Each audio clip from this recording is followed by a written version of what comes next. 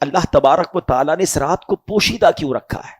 یہ بھی ایک سوال ذہن میں آتا ہے کہ بتا دیا جاتا. دیکھیں ایک طرف تو کتنی بڑی مہربانی ہے کہ ہمیں یہ نہیں کہا کہ سال میں ایک رات شب قدر ہے، ہمیں پورا سال ہر رات عبادت کرنی پڑتی ہے، تلاش کرنا پڑتا.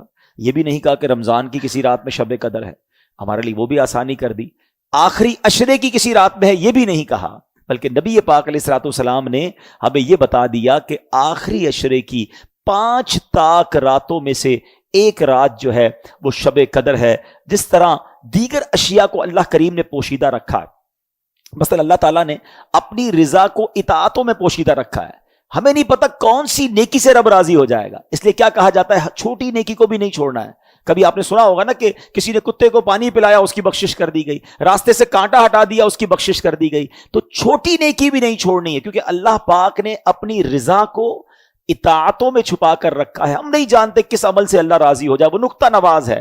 تو بندہ ہر نیکی کرتا جائے، کیا معلوم اس سے میرا رب راضی ہو جائے. بالکل اسی طرح اللہ تبارک و تعالیٰ نے اپنے غضب کو گناہوں میں چھپا رکھا ہے. ہم نہیں جانتے کون سا گناہ اللہ کے غضب کی باعث بن جائے.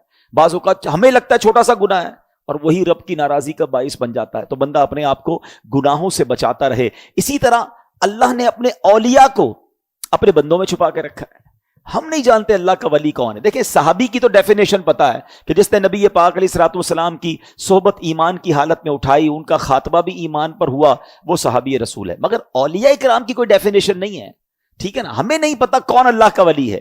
ایون ہو سکتا ہے آج ہماری ماشاءاللہ اس مسجد میں اللہ کے اتنے ولی کے نام پر یہ مسجد بنی ہے، اولیاء کرام کے بھی سردار ہیں، غوث اعظم رضی اللہ تعالیٰ عنہ.